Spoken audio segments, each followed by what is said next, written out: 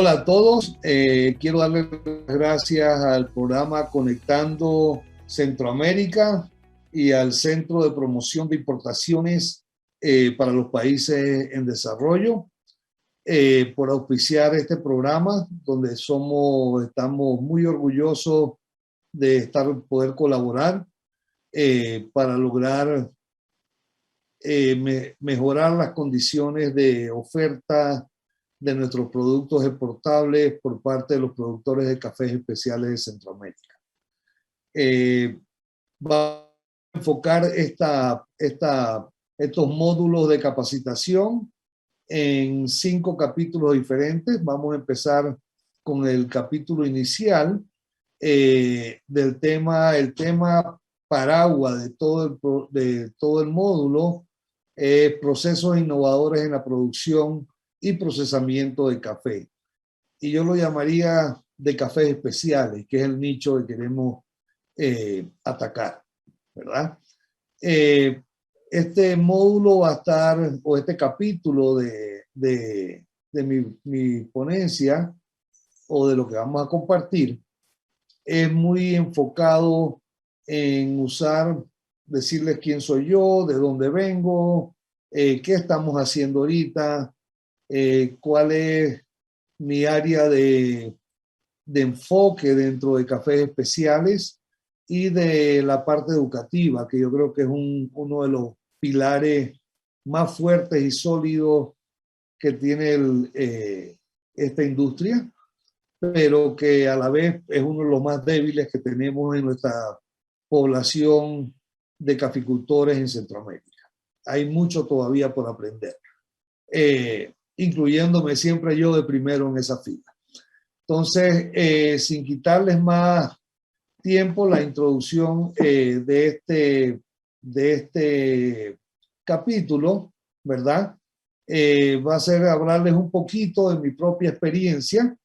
Yo estaba en otra, soy muy metido en la parte de agricultura toda mi vida, vivo en una zona agrícola, ¿verdad?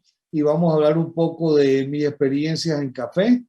De ahí vamos a hablar también de la relación de terroir a los procesos innovadores, parámetros de calidad en cafés especiales.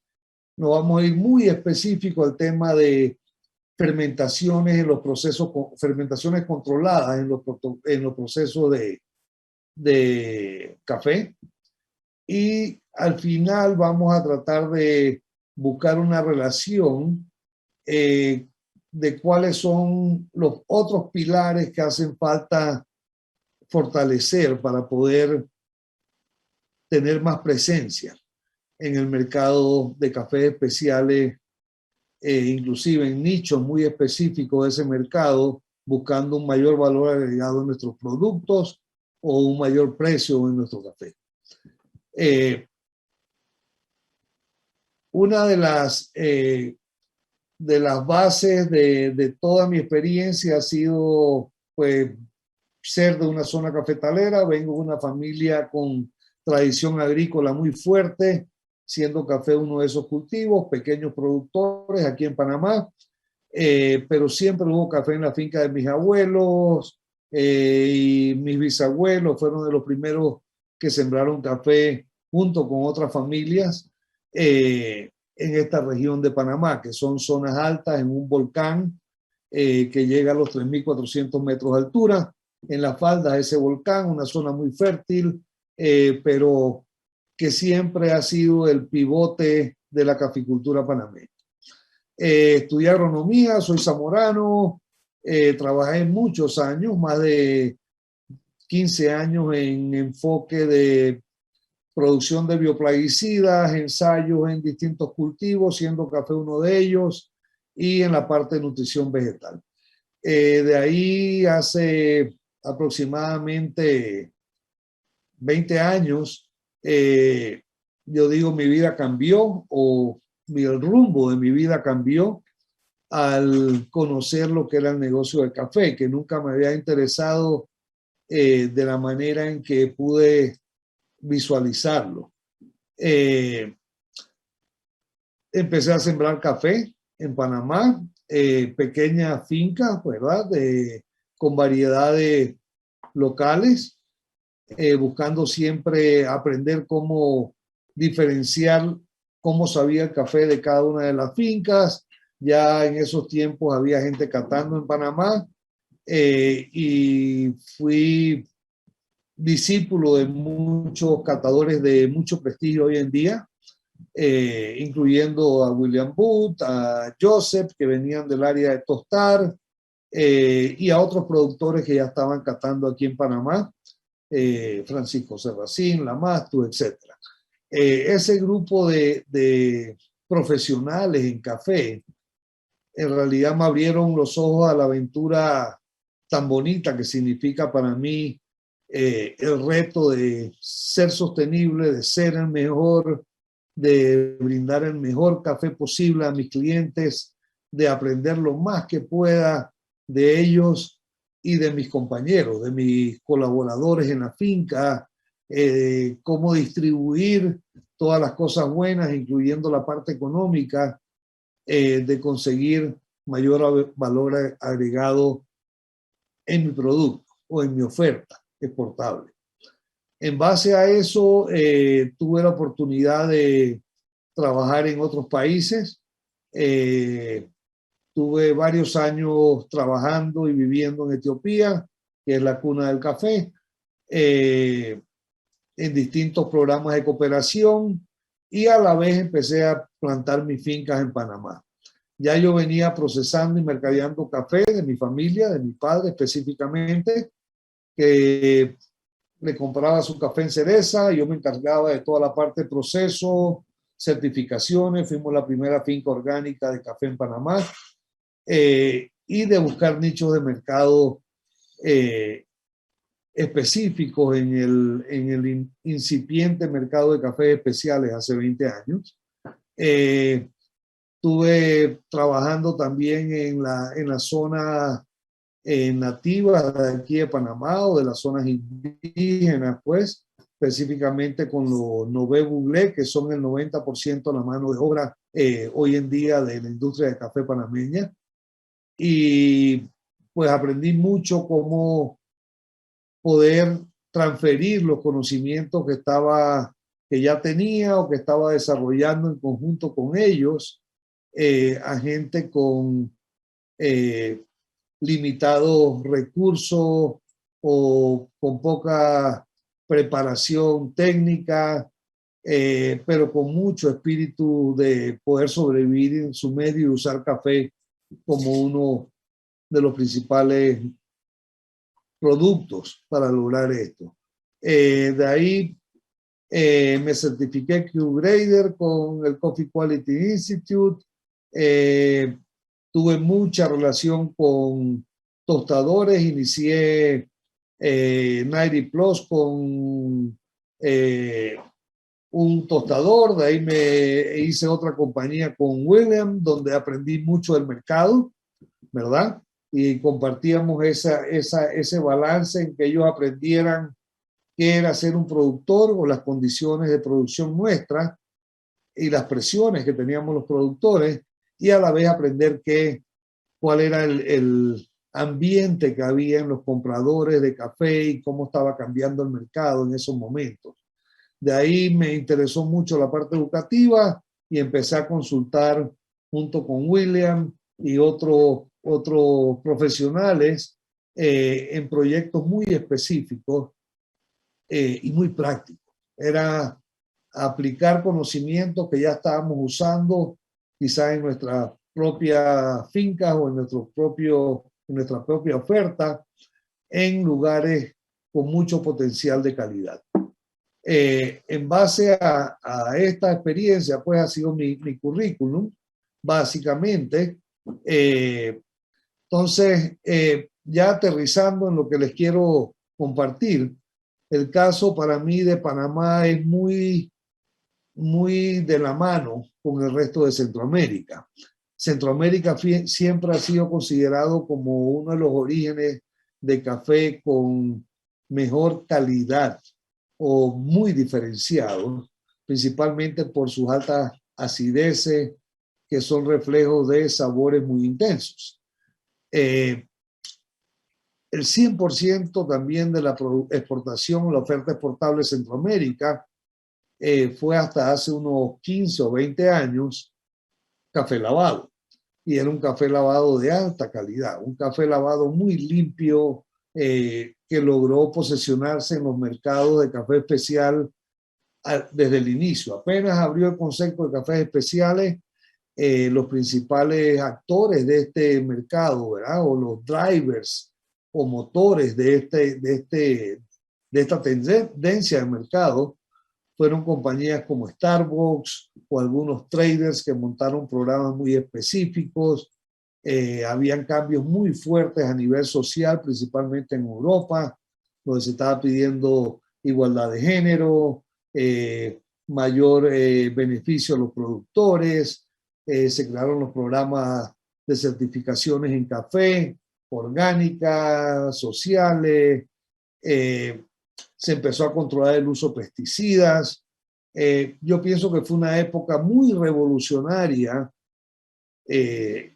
y yo digo que a veces muy callada, en los cambios tan fuertes que hubieron en ese momento, porque traíamos una caficultura muy estática, con una rutina muy fuerte, controlada por la Organización Internacional de Café, que ayudó mucho a organizar la industria, pero la parte de la oferta, o sea, los países productores, solamente los más grandes lograron mayor participación, porque se hizo todo en base a cuotas proporcionales al volumen de producción de cada país o de la oferta exportable, siendo los más grandes Brasil, Colombia, y posteriormente pues salieron otros países del área latinoamericana, el Pacífico asiático también, ¿verdad? Y por supuesto África. Entonces, la oferta exportable nuestra estaba controlada y se manejaba muy políticamente, ¿verdad? Lo que yo pienso que a veces crecía la caficultura, pero con una rentabilidad muy marginal, ¿verdad? Cuando los precios del mercado empiezan a bajar, porque hay países que empiezan a duplicar casi su volumen de producción, Centroamérica se ve muy afectada. Y Panamá se vio más afectado aún porque éramos en esos momentos el único país que manejaba el dólar como moneda y toda nuestra estructura de costos estaba en dólares. Entonces, todo era más caro, ¿verdad? No podíamos jugar con el cambio de moneda. Nuestra parte financiera fue muy duro, ¿verdad? Las áreas que no eran productivas o que tuvieron en el mismo momento, entró la roya en Centroamérica en los 70, hasta los 90 que hubo otra ola de nuevo muy fuerte de roya, ¿verdad? Panamá perdió el 50% de sus productores de café. O sea que en 1990 habíamos perdido un 60% de la oferta exportable, habíamos bajado nuestro volumen de exportación y se había reducido lo más duro, un 50% del recurso humano de los productores de café, que se movieron a otros cultivos o simple y sencillamente tuvieron que vender su finca y dejar la actividad. Entonces, después de esa crisis, fue un momento de cambio muy fuerte, ¿verdad? Panamá empezó a tener muchos problemas financieros. El gobierno, el café no era su principal cultivo en Panamá. Entonces, prácticamente los cafetaleros quedaron solos. Al mismo momento, en los años 90, explotó un escándalo muy fuerte con una compañía que promocionaba y su fuerte era vender café de Hawái, café de Kona, que era el café más caro del mundo en ese momento. Café que se vendía arriba de $10 la libra, o sea, $1,000 un saco. Y el escándalo fue que esta empresa estaba mezclando café hawaiano con cafés de nuestras regiones productoras en Panamá y en algunas áreas de Costa Rica. Entonces, eso como fue público, fue noticia, los compradores de ese café empezaron a venir a Panamá y los panameños también nos empezamos a fijar, ok, si nuestro café se podía combinar y tener la misma calidad que el café más caro del mundo en ese momento, ¿qué pasó? Que nos estábamos bien mejor. Entonces, en ese momento también hubo una nueva generación de hijos de cafetaleros que regresamos ya con estudios, ¿verdad? O que empezaron a enfocarse en qué hacer para poder sobrevivir con la estructura de costo que teníamos aquí en Panamá.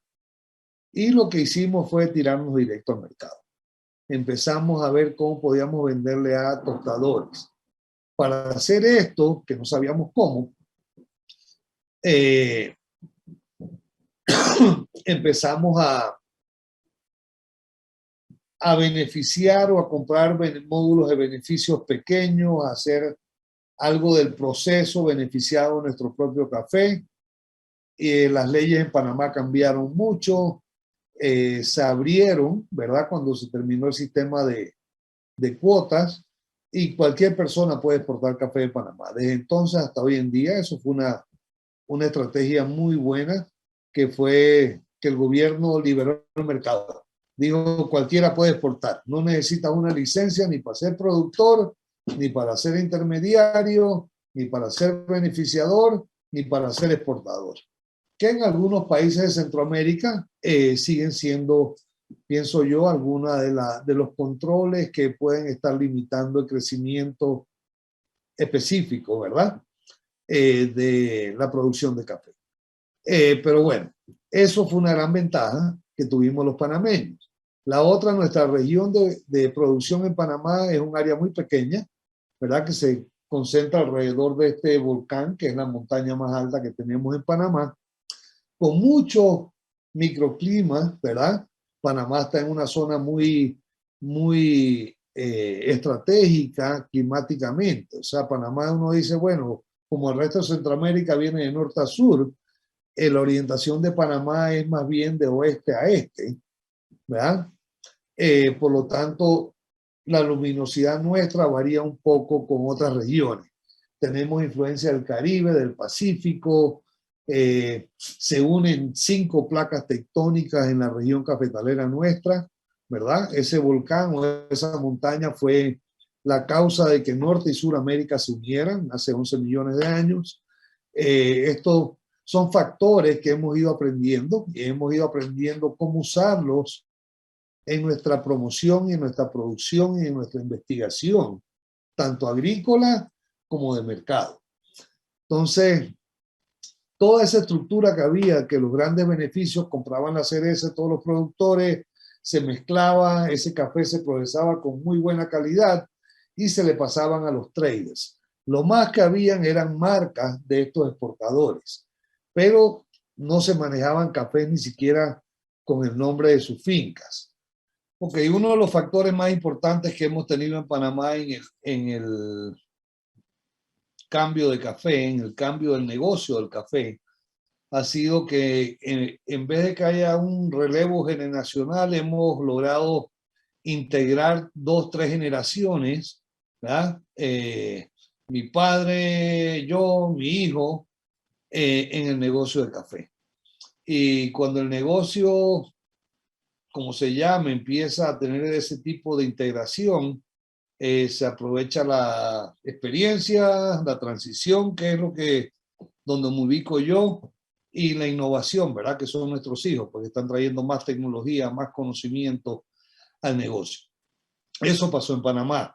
Y yo pienso que ese mismo fenómeno pasó en todo Centroamérica y está pasando en América Latina.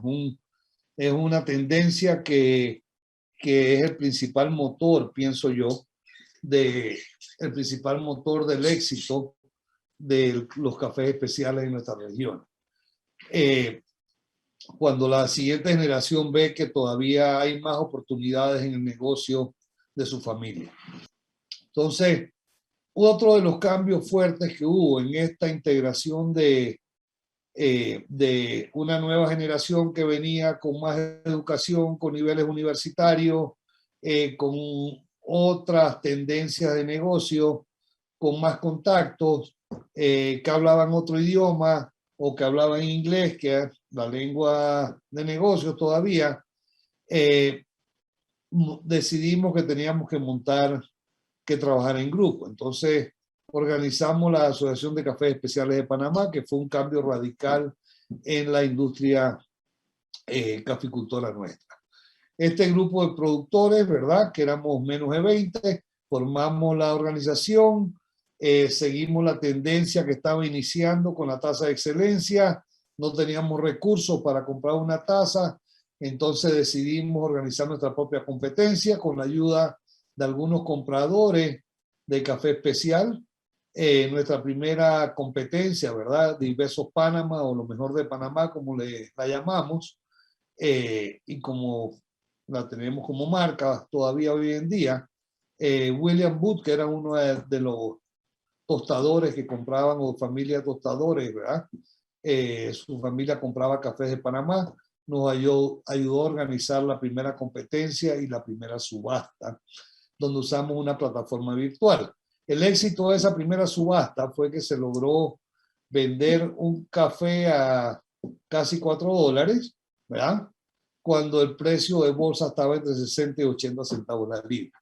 Entonces, se vendió por 300% más que el valor de bolsa. Ya nos dimos cuenta nosotros el potencial que podía haber en base a calidad y la apreciación de los compradores. Empezamos a invitar a más compradores a las competencias para que fueran jueces, y fuimos aprendiendo mucho más los productores que estaban buscando estos compradores de café verde o estas compañías para sus clientes. Esta nueva generación también decidimos, a través de la organización de la Asociación de Cafés Especiales de Panamá, o SCAP, salir a promocionarnos o a conocer y aprender. Entonces empezamos nosotros mismos con nuestros propios recursos a viajar a ferias, a viajar a distintos tipos de eventos, y lo más fuerte fue, como grupo decidimos que teníamos que aprender a catar todos. Entonces, todos los productores que estábamos ofertando café especial, estábamos aprendiendo a catar o estábamos catando. Y definitivamente eso fue uno de los éxitos grandes, ya que la organización se afilió al Coffee Quality Institute, a la Asociación de Cafés Especiales de Estados Unidos. Empezamos a aprender cómo usar los formatos de catación o de evaluación de calidad de la taza o de los cafés, que era algo que manejaban antes los traders y los compradores. Se abrió a que los productores empezáramos a hablar el mismo lenguaje, o el lenguaje de los compradores de café y los tostadores. Entonces, ya fue muy fácil llegarle a un tostador y decirle, hablarle en el lenguaje que ellos estaban acostumbrados a hablar. Otro cambio fuerte fue que empezamos a promocionar los atributos de nuestro café, no solamente los defectos, ¿verdad? Nos enfocamos en que teníamos que producir 0 defectos y cambiar la concepción de nuestra oferta o del concepto de mercado a cafés con atributos. Entonces, empezamos a competir más entre nosotros a ver quiénes tenían el mejor café, ¿verdad? Esto hizo que fuéramos mejorando nuestros procesos lavados a niveles en que logramos puntajes mucho más altos de lo que tradicionalmente estábamos acostumbrados a obtener con los mismos procesos, un proceso lavado tradicional. Otro cambio muy fuerte fue en el 2004, en una de las competencias aparece un lote de café con sabores muy especiales, muy florales, ¿verdad?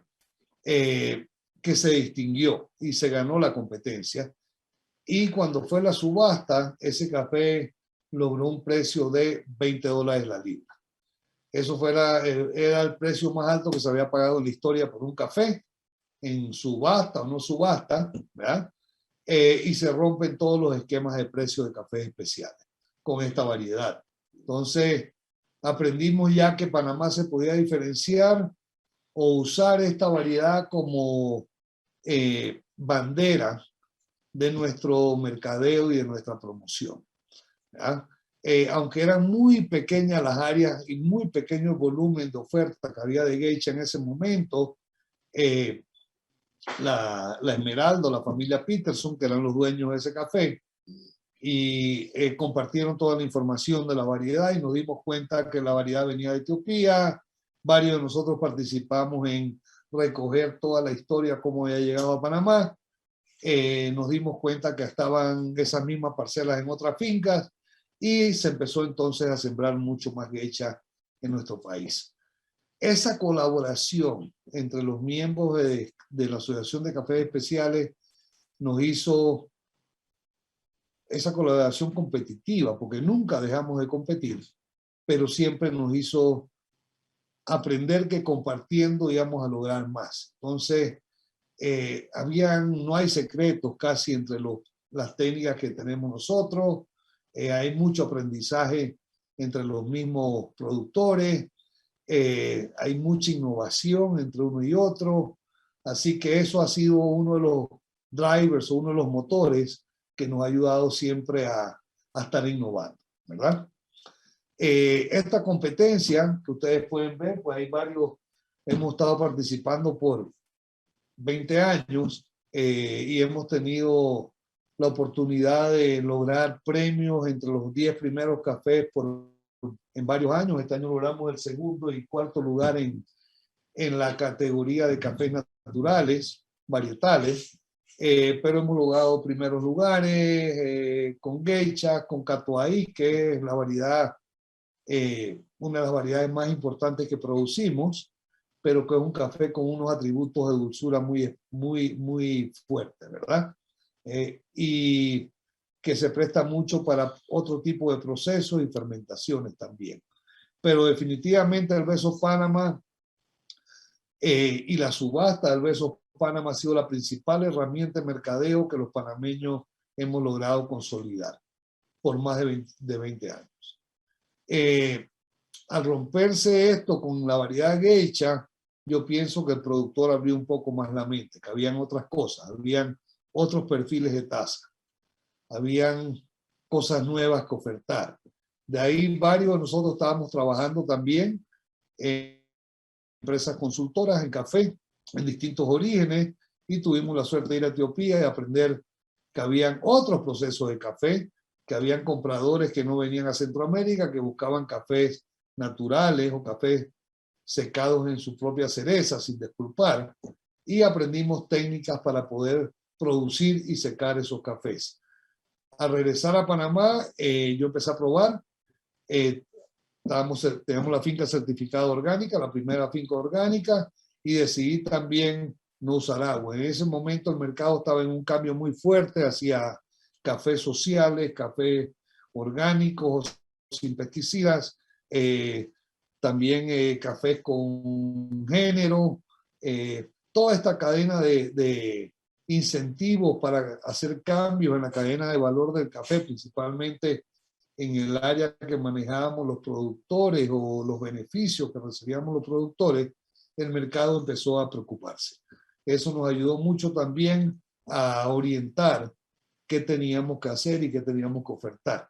Al regresar y empezar de Etiopía, empecé yo a probar con camas africanas en Panamá como método de secado. No tenía un beneficio, eran infraestructuras de poca inversión, teníamos muchos meses de mucho sol, el verano nuestro, que coincidía con la época de cosecha, entonces fue bastante adaptable el sistema de ellos.